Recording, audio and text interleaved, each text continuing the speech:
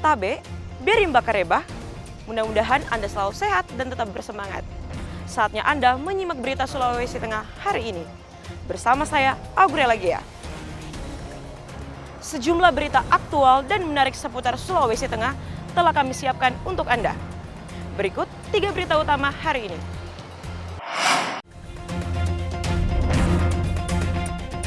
Perahu yang memuat 2 nelayan terbalik di perairan Teluk Palu.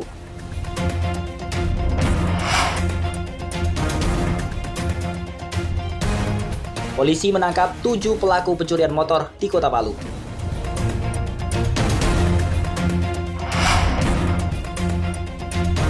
Tiga pelaku pencurian tandon air milik penyintas bencana Palu diringkus polisi.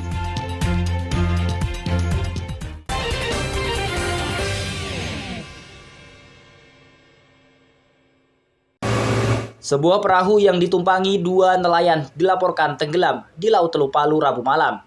Perahu berukuran kecil tersebut terbalik usai dihantam gelombang tinggi. Beruntung kedua nelayan yang diketahui bernama Mahmud Pora bersama Rian anaknya berhasil selamat. Musibah yang menimpa nelayan asal Besusu Barat, Kecamatan Mantikulore Kota Palu ini terjadi saat melaut dari Kelurahan Tipo menuju Kelurahan Mamboro. Namun dalam perjalanan di tengah laut muncul gelombang besar dan menghantam perahu korban. Akibatnya sayap perahu tersebut patah hingga akhirnya terbalik.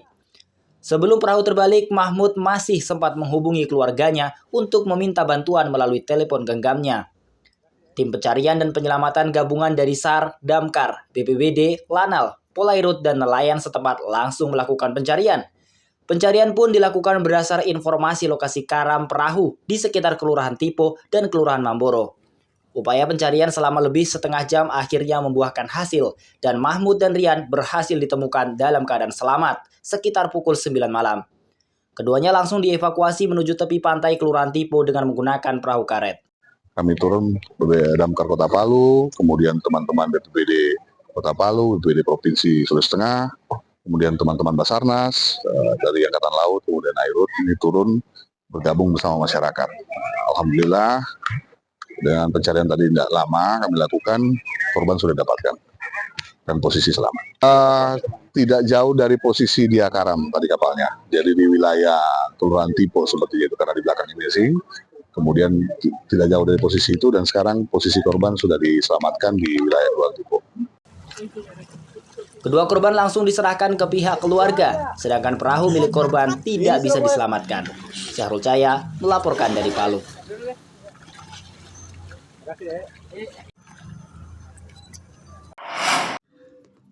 Tim Reserse dan Kriminal Polsek Mantikulore menangkap 7 pelaku pencurian kendaraan bermotor.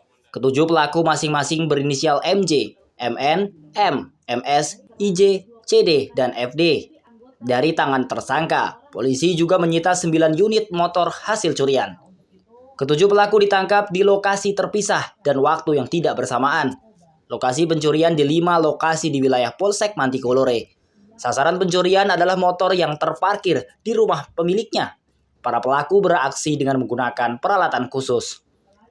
Para pelaku juga beraksi dengan menggunakan modus penipuan, yakni seolah membeli motor dan melakukan test drive, namun membawa motor kabur. Pelaku mengaku hasil kejahatan digunakan untuk membeli narkoba dan judi online. Pelaku yang ditangkap rata-rata residivis kasus pencurian motor. Kepala Kepolisian Sektor Mantikulore, Ibtu Siti Elminawati Hasibuan, menyebutkan dari sejumlah lokasi, Kelurahan Tondo menjadi wilayah paling rawan pencurian motor. Masyarakat diimbau untuk waspada dan memperhatikan keamanan kendaraan. Iya, bahwa Polsek Mantikulore telah menangani kasus ini saya hitung dari bulan Desember 2023 sampai dengan September 2024. Banyak kasus yaitu kasus curanmor kepada masyarakat yang ada di Kota Palu. Yang pertama adalah kasus curanmor. Kasus curanmor ini TSK-nya boleh dilihat di belakang ini. Ada beberapa tempat kejadian perkara yaitu di Jalan Pejuang Lorong Juang nomor 2 Kelurahan Tondo. Ketujuh pelaku kini ditahan di Mapolsek Mantikulore. Polisi juga menyita 9 unit sepeda motor hasil curian. Atas perbuatannya, para pelaku dijerat pasal 363 Kitab Undang-Undang Hukum Pidana dengan ancaman hukuman 5 tahun penjara. Syahrul Caya melaporkan dari Palu. Prestasi atlet Kabupaten Donggala pada Pekan Olahraga Pelajar Daerah terus menurun selama 2 tahun terakhir. Jika dalam event Popda tahun 2023 berada di peringkat kedua, maka pada tahun 2024 kontingen Donggala merosot ke peringkat kelima. Pada Popda ke-12 yang berlangsung di Kota Luwuk, Kabupaten Banggai pada akhir Juli 2024 lalu, kontingen Donggala hanya mampu meraih 3 emas, 8 perak, dan 23 perunggu. Medali emas diperoleh dari cabang olahraga pencak silat dan tinju. Hasil ini mendapat tanggapan serius dari pemerintah Kabupaten Donggala. Kabupaten Donggala dinilai banyak memiliki atlet potensial di sejumlah cabang olahraga. Dinas Pemuda dan Olahraga Kabupaten Donggala menilai turunnya prestasi atlet tersebut terutama disebabkan keterbatasan dukungan anggaran dari pemerintah daerah serta persiapan atlet yang kurang maksimal. Yang menyebabkan turunnya prestasi Popdanya Kabupaten Donggala, yang pertama minimnya kita punya persiapan. Persiapannya kita ini tidak ditunjang oleh biaya seleksi. Jadi kita hanya menunjuk ke cabur yang melaksanakan seleksi. Kemudian hasil seleksi juga tidak bisa maksimal karena kita tidak punya biaya TC. Menyikapi kondisi tersebut, pemerintah Kabupaten Donggala akan melakukan evaluasi dan berusaha meningkatkan prestasi atlet pada event olahraga tingkat pelajar. Syamsuddin Tobone melaporkan dari Donggala.